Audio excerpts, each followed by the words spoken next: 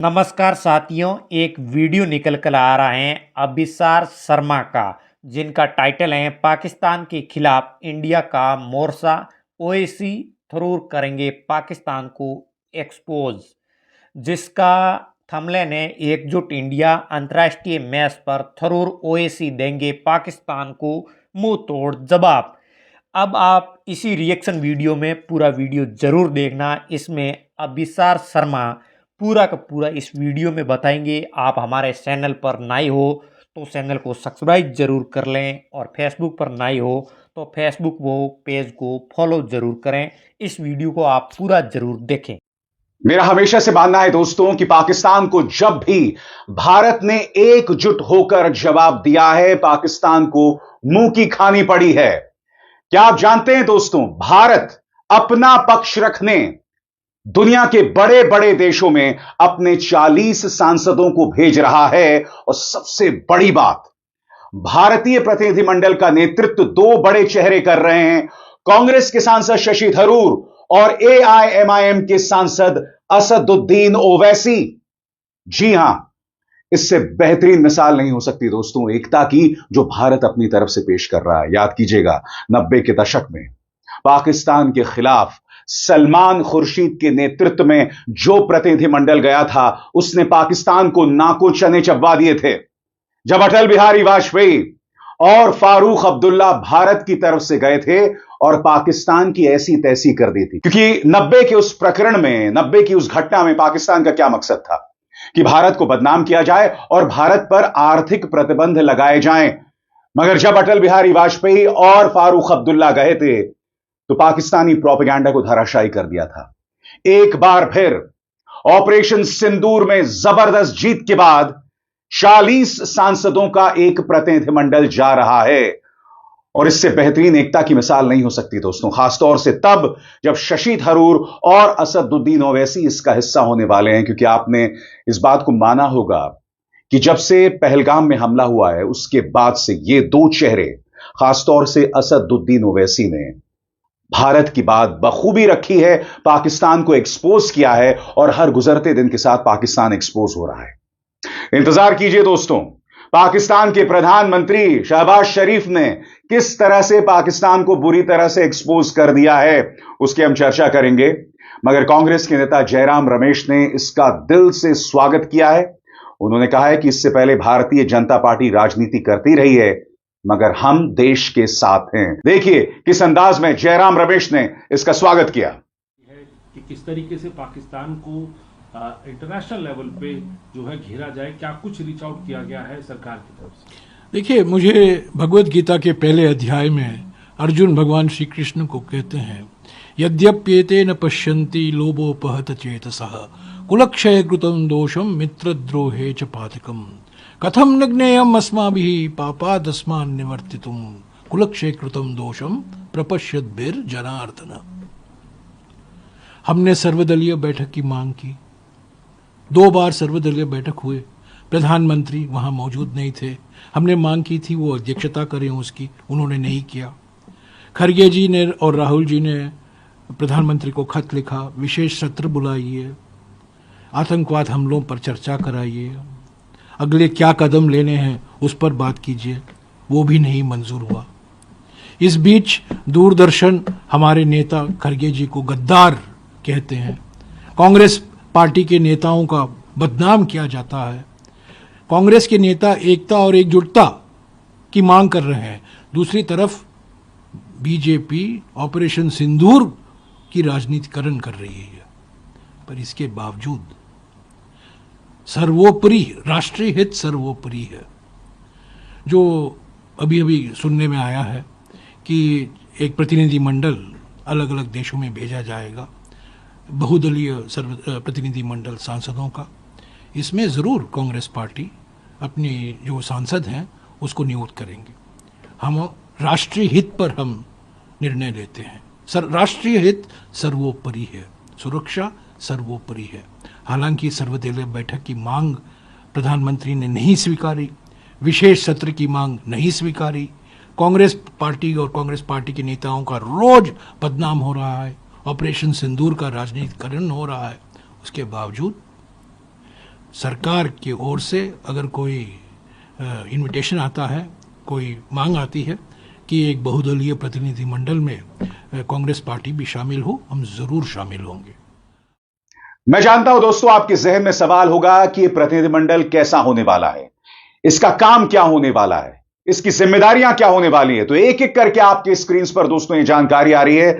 दैनिक भास्कर के मुताबिक पाकिस्तान के खिलाफ ऑपरेशन सिंदूर पर भारत के सांसद दुनिया को ब्रीफ करेंगे। केंद्र सरकार सभी दलों के चुनिंदा सांसदों को 22 या 23 मई से 10 दिनों के लिए विदेश यात्रा पर भेज रही है। ये सांसद अमेरिका, यूके, दक्षिण अफ्रीका, कतर और यूएई जाएंगे। वहां की सरकार को आतंकवाद पर भारत का पक्ष बताएंगे। न्यूज एजेंसी पीटीआई ने सूत्रों के हवाले से बताया कि विदेश दौरे पर जाने वाले सांसदों की संख्या का अभी पता नहीं चला है। हालांकि कुछ नेताओं ने बताया कि सांसदों की संख्या 30 से ज्यादा हो सकती है और इसमें बताया जा रहा है कि भाजपा से सांसद होंगे, कांग्रेस से सांसद होंगे, टीएमसी से सांसद होंगे, Janata Dal united, DMK, NCP, BJD, CPIM. जी हां, इन तमाम पार्टियों के सांसद इसमें शामिल होने वाले हैं। यहां तक कि विदेश मंत्रालय ने भी इन सांसदों से संपर्क किया है और कहा है तैयार रहो। इस बारे में दैनिक भास्कर क्या कहता है, इस पर गौर किया जाए दोस्तों। विदेश मंत्रालय ने सांसदों को विदेश यात्रा के लिए तैयार रहने को कहा। विदेश मंत्रालय सांसदों को डिप्लोमैटिक मिशन के लिए रवाना होने से पहले जानकारी देगा। एक पार्टी के नेता ने अपना नाम उजागर ना करते हुए पीटीआई को बताया कि उन्हें 22-23 मई तक 10 दिनों के लिए रवाना होने के लिए तैयार रहने को कहा गया है। विदेश मंत्रालय यात्रा से जुड़े डिटेल्स शेयर करने के लिए उनसे संपर्क करेगा। आपके जहन में यह भी सवाल होगा दोस्तों कि ये जो प्रतिनिधिमंडल बनाए जा रहे हैं उसकी रूपरेखा क्या होगी, उसका चरित्र, उसका चेहरा क्या होगा। तो इस बारे में हमारे पास क्या जानकारी है, इस पर गौर किया जाए। मीडिया रिपोर्ट्स में सूत्रों की तरफ से बताया जा रहा है कि डेलीगेशन में 5 से 6 सांसदों के 8 ग्रुप्स होंगे। सांसदों के साथ विदेश मंत्रालय का एक अधिकारी और एक सरकारी प्रतिनिधि भी जाएंगे। संसदीय कार्य मंत्री किरण रिजिजू सांसदों का विदेश दौरा कोऑर्डिनेट कर रहे हैं। सांसदों को निमंत्रण भेजा जा चुका है। उन्हें अपना पासपोर्ट और ट्रैवल से जुड़ी जरूरी डॉक्यूमेंट्स तैयार रखने की सलाह दी गई है। और मेरे मन में थोड़ा सा भी शक नहीं है दोस्तों कि जब एकजुट होकर भारत अपनी बात अंतर्राष्ट्रीय मंच पर रखेगा तो हम पाकिस्तान को एक्सपोज करेंगे और जरूर करेंगे। हालांकि पाकिस्तान हर गुजरते दिन के साथ खुद को एक्सपोज कर रहा है। आइए सुनते हैं प्रधानमंत्री शहबाज शरीफ ने इस बात को कबूला कि नूर खान एयरबेस पर भारतीय हमला कामयाब हुआ है। जी हां, कमेंट सेक्शन में आकर जो पाकिस्तानी अक्सर उल्टी करते हैं, जो ये दावा करते हैं कि ऑपरेशन सिंदूर में जीत पाकिस्तान की हुई, जाइए अपने प्रधानमंत्री से कहिए कि वो किस तरह से खुद पाकिस्तान की पोल खोल रहे हैं। सुना जाए। एक हम जवाब देंगे। 9 और 10 की दरमियानी रात में तकरीबन 2:30 बजे सिपह सलार जनरल सैयद आसिम मुनीर ने मुझे सिक्योर फोन पे मुझे बताया कि वज़ीर-ए-आज़म साहब, हिंदुस्तान ने अपने बैलिस्टिक मिसाइल अभी लॉन्च किए हैं। एक नूर खान एयरपोर्ट पे गिरा है और कुछ और दूसरे इलाकों में गिरे हैं। मेरे इंतहाई काबिल एहतराम बुजुर्गों, भाई और बहनों, मैं उस खुदाए बुजुर्गों बरतर को गवाह बनाकर कहता हूं कि इस जर्नैल की आवाज़ में इंतहाई एतमाद था, खुददारी थी। तो देखा आपने किस तरह से शहबाज शरीफ ने खुद पाकिस्तान की पोल खोल कर दी। और इंतजार कीजिए दोस्तों, जैसे जैसे दिन गुजरेंगे पाकिस्तान जो दुनिया के सामने, अपनी जनता के सामने दावा कर रहा है कि जीत उसको मिली है, वो एक सरल से सवाल का जवाब दे दे कि भारत के किस सैनिक बेस में कौन सा पाकिस्तानी मिसाइल गिरा है। और जहां तक पाकिस्तान की बात है, आप जानते हैं हालात क्या थे। सबसे बड़ी बात दोस्तों, ये जो प्रतिनिधिमंडल बनाया है, इसमें जिस तरह से शशि थरूर और असदुद्दीन ओवैसी को शामिल किया जा रहा है, यह अपने आप में बहुत दिलचस्प है। और मैं आपको बताता हूं क्यों। क्योंकि शशि थरूर संयुक्त राष्ट्र से जुड़े हुए हैं। शशि थरूर को कूटनीति की जानकारी है, लिहाजा जब वो अपनी बात रखेंगे तो उनकी बात को अंतर्राष्ट्रीय बिरादरी सुनेगी। ओवैसी वो शख्स हैं जिन्होंने पहलगाम हमले और उसके बाद ऑपरेशन सिंदूर में बखूबी भारत की बात रखी है। याद कीजिएगा दोस्तों, किस तरह से जिहाद के मुद्दे पर असदुद्दीन ओवैसी ने पाकिस्तान की पोल खोल की थी। आइए सुनते हैं। आप देखेंगे फरवरी 2025 में हाफिज सईद के बेटे हाफिज अब्दुल रऊफ की एक स्पीच है पीओके में, जिसमें उसने कहा कि 2025 तमाम साल हम लोग जिहाद करेंगे। तो ये जिहाद का नाम लेकर, ये भारत में गलत नाम लेकर कत्ल करना चाहते हैं, आतंक फैलाना चाहते हैं। तो यूएस को हम रिक्वेस्ट करें, उनको लॉबी करें कि ये टीआरएफ को एक फॉरेन टेररिस्ट ऑर्गेनाइजेशन बनाए, पाकिस्तान को एफएटीएफ की ग्रे लिस्ट में डाला जाए।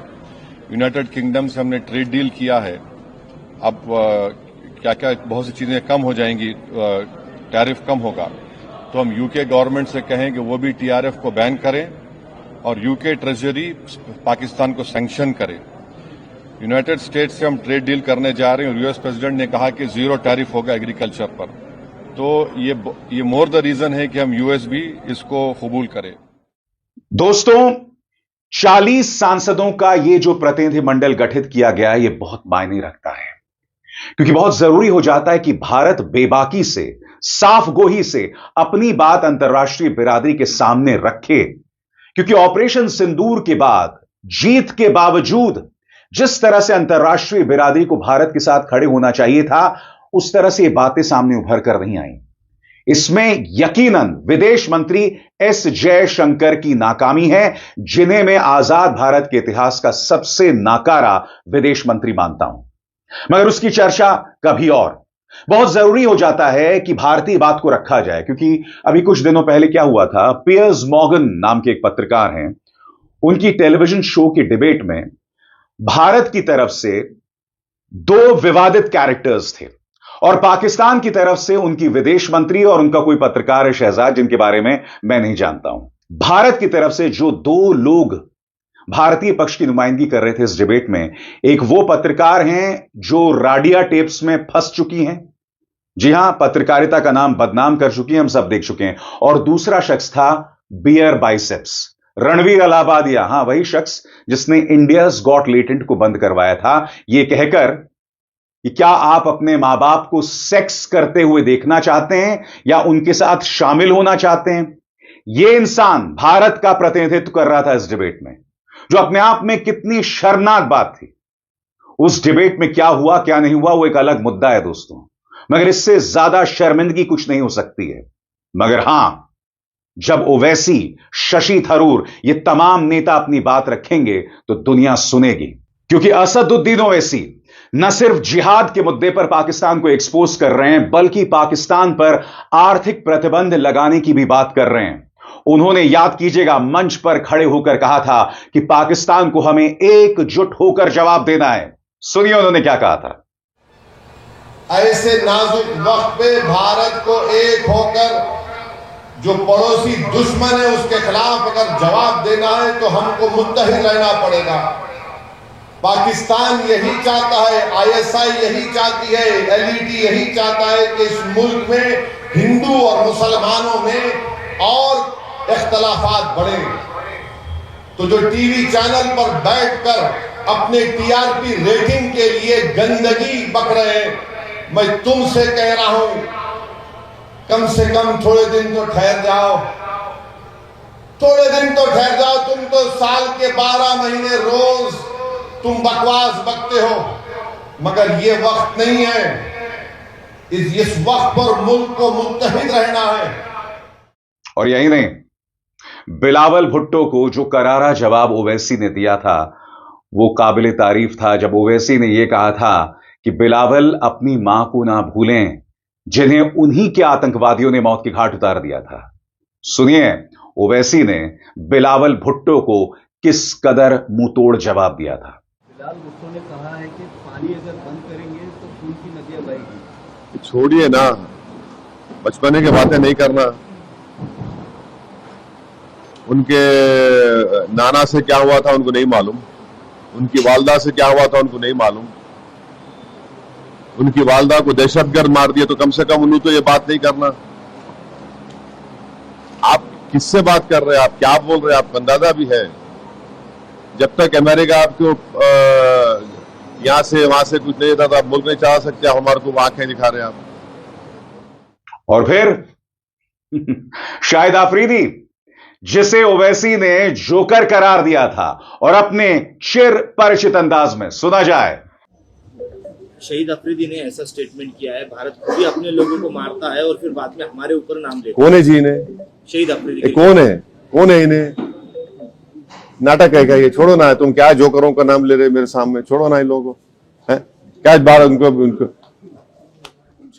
यकीनन दोस्तों, 40 सांसदों का ये दल जो दुनिया के बड़े बड़े मुल्कों में जा रहा है, इसको लेकर मैं बहुत ज्यादा उत्साहित हूं, क्योंकि मेरा मानना है दोस्तों, जब भारत एकजुट होता है ना, तो उसकी ताकत कई गुना ज्यादा बढ़ जाती है।